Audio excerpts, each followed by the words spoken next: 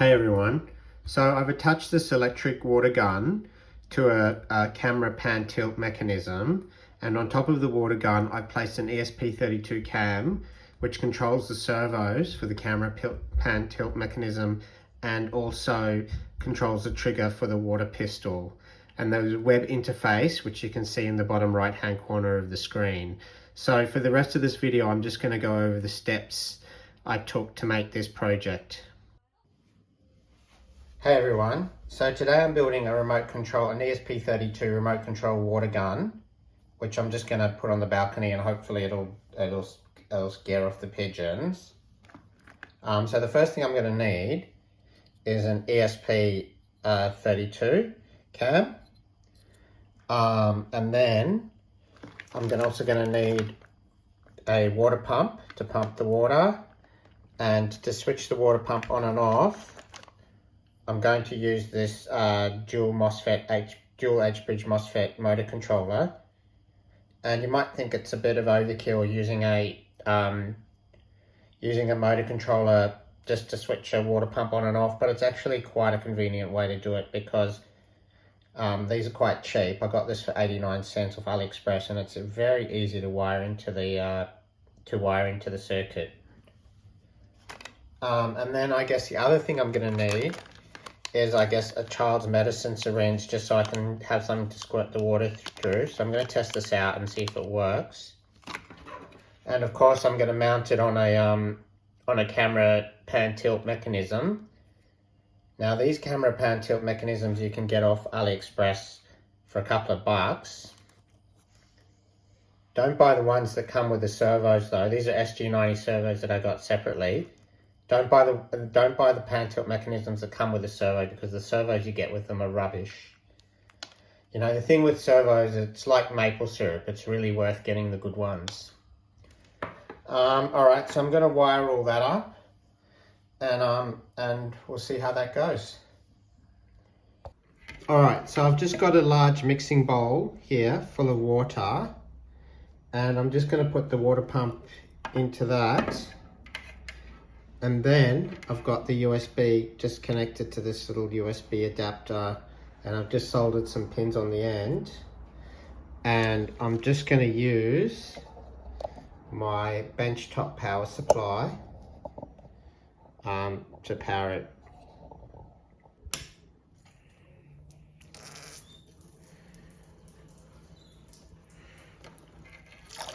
Alright, it's not really giving much power. What happens if I crank the voltage up a bit? So that's all the way up at 15 volts. And that's probably a little bit too much.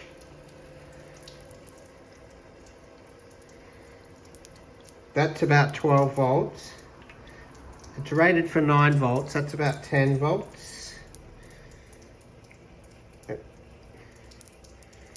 That's 9 volts there.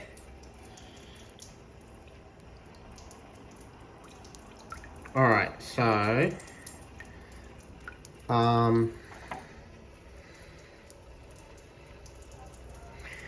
yeah, I was hoping for a little bit more power. So we'll have a look at that. So for the remote control water gun, I've tried a couple of different water pumps. I've tried these little ones, and I've also tried this one, which I ended up actually breaking by turning the voltage up too high, and I couldn't get either of them to squirt far enough. So I bought this off Amazon, and this is like an electric water gun, which actually it goes pretty far. The description says 28 feet, but I'm not sure it goes 28 feet, but it does go pretty far. But the only issue is these servos aren't going to handle the weight of this gun, which is about 600 grams. So I've got a new servo here, which is a 25 kilogram servo. The servo doesn't weigh 25 kilograms, and it's rated for 25 kilograms, I think at 1 centimeter. And then I'm just printing up a pan tilt mechanism for this. So I had to get one off Thingiverse, and I had to scale it. I had to scale the STLs up just to get it to fit into this. So hopefully that'll work. And I'll link those in the description. But what I wanted to say is the STLs were designed for this servo here, the SG90 servo, which is quite a bit smaller than the larger servo that I'm using. And the difference is about 1.75. So this one here is about 1.75 times the size of that one. So when I scaled my STLs, I scaled the for this one. So this one here, which kind of goes on the top, this one I had to scale the X, Y, and Z directions by 1.75 because it's got these protruding bits, these vertical bits, which needed to be scaled as well. But then this one, which goes on the side, on the right side, I only had to scale the X and Y directions. I didn't have to scale the Z directions. So I'm going to put this together now with these servos, and hopefully that'll work with my with the electric water pistol that I got. Hey everyone, so I've mounted this water pistol on top of this servo pan tilt mechanism, and the way I've done that is I've used one of these little brackets from a Meccano set, and I've just mounted it on there. And I've bolted that on to a piece of perf board. And I know that's really not what you're supposed to use perf board for, but it actually worked pretty well to balance it on. And then I've used some hot glue just here at the end and here, and I've also used a cable tie to secure it. So hopefully that should be pretty secure. And then the other thing I've done is I've mounted the servo mechanism on top of this old piece of vintage Meccano that I've got. And I'm going to use that to bolt the mechanism on top of this water, this water bottle, which is a 10-litre water bottle. So I'm just going to have the hose, this hose here, running into the water bottle so it can suck up the water and it can fire water. So I've made this switch here just to switch it on and off. So what I've done is I've taken one of these little rocker switches here and I've just hot glued it in between a couple of pieces of Lego, which, see, so it's got these little contacts on the bottom, and when I solder the wires onto these bottom contacts, there's not really a lot of stability there. So it kind of moves around when you try and press it, and also the wires tend to break off. So I've just hot glued it in here between these Legos, and now it just makes it a lot easier for me to switch on and off. And then the other thing I've done is I've soldered some wires to the positive and negative terminals of the battery case that go in the electric water gun, and I'm just going to run the wires out to connect via the motor controller to switch the water gun on and off. So hopefully in the next scene I'll have everything wired up and ready to go. So I finished the ESP32 cam electric water gun, remote control electric water gun now, and I'm just going to go over it from the top, basically go over it again.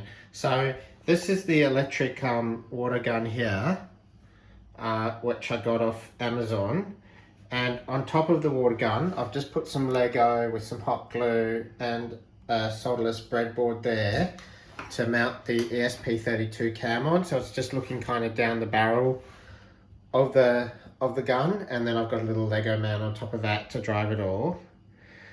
And then I've got all these wires running out of the solderless breadboard. So the reason for this choice is because if I need to change the ESP32 cam over, or I want to reprogram it, or test out different code, or the camera breaks or something, then I can just pop this out of the breadboard and pop in another one.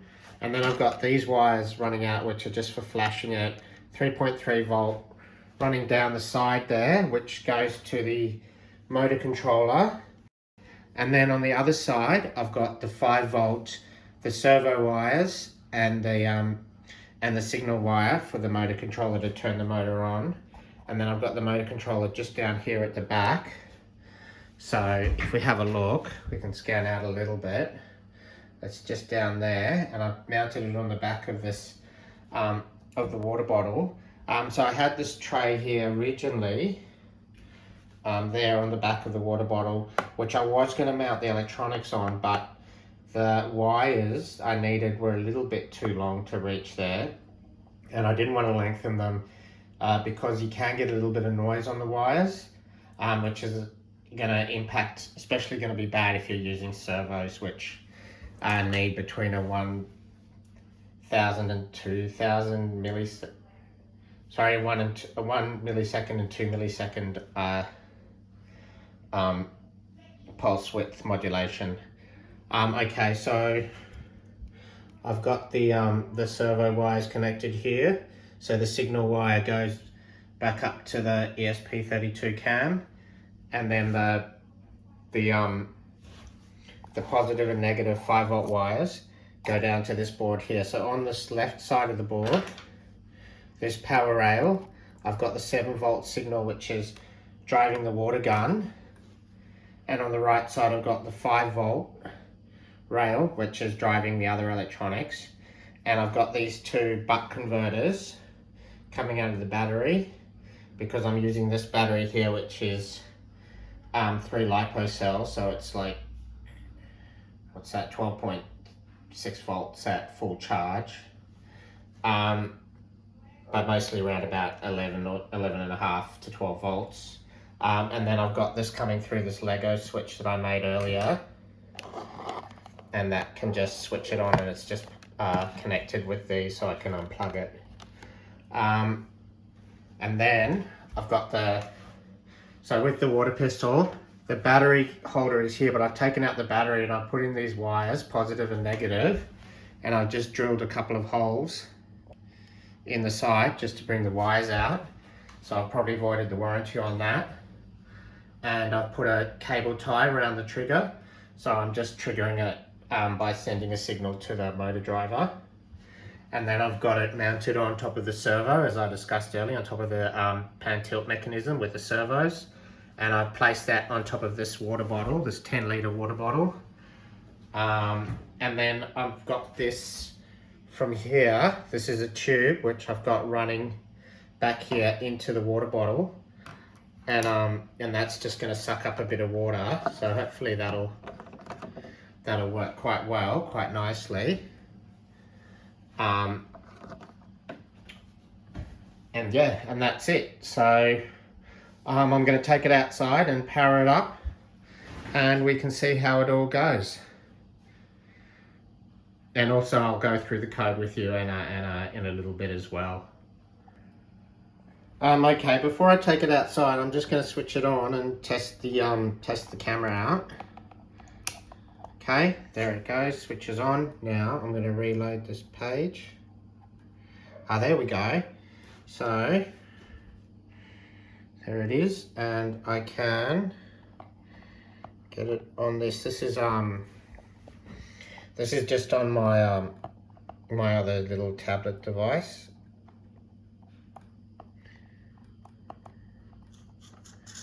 So up, yeah, and left, and down, and down, and maybe I'll just do one little squirt. Oh, that squirted the fan. All right, so I'm going to take it outside now.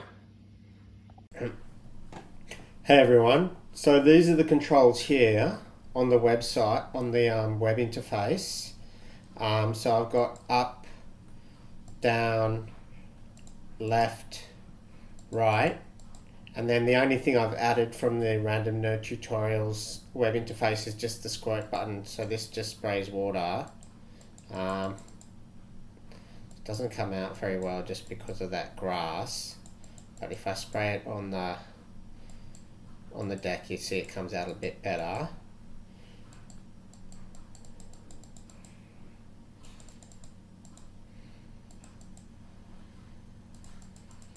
Okay, so as we can see, it's working pretty well.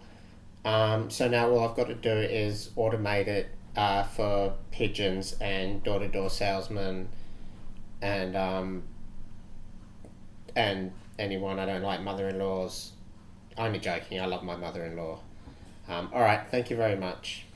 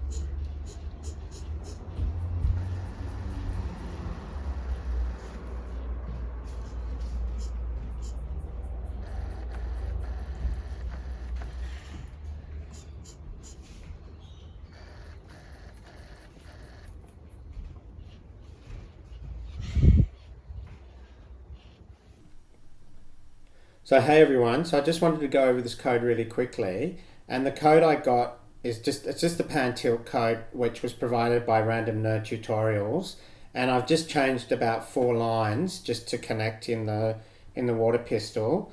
So I'm just going to go over where I've changed. So the code comes from here, from Random Nerd Tutorials website. So all I've done, I've defined a timer here, which is going to turn the water pistol off after 400 milliseconds, and then I've defined a pin here, which is the pin that outputs pin 12. So that's the pin that outputs to the motor controller, which switches the water pistol on and off. And I've only used one output for that. So I've tied the standby, the input, one of the inputs, and the PWM together, because I'm not, and I've got the other input connected to the earth, because I'm not changing the direction and I'm not changing the speed. I'm just turning it on and off. So I just have to use the one output, either high or low, basically. And then the other thing I've changed here is I've put in a button, just a squirt button, which sends this squirt string back to the ESP32. And then I've just defined what happens when the ESP32 receives the squirt string, which is down here. So just when it receives a squirt string, all it does is it sends the pin high, the one that connects to the motor driver, and it resets the timer, squirt t equals milliseconds. And then the only other thing I've done is I've just added to the loop. All I've done is I've used the timer to switch the water pistol off after 400 milliseconds if it's been switched on. And that's all the code. And then the only other thing I wanted to show you was the servo pan tilt mechanism. So I've scaled everything in Cura by 175%. So for this is the top. So for the top I had to scale the X, Y, and Z directions, because it has this bit of circular structure which is vertical, and if I only scale the X and Y directions it gets a little bit distorted. But for something like the side, I only have to scale X and Y directions. I don't scale the thickness, otherwise it just takes longer to print out. And then I got this from, I'll just show you where I got it from. I got it from over here on MakerBot Thingiverse. So I'll link that in the description. And thank you for watching, and hopefully I'll see you in the next video.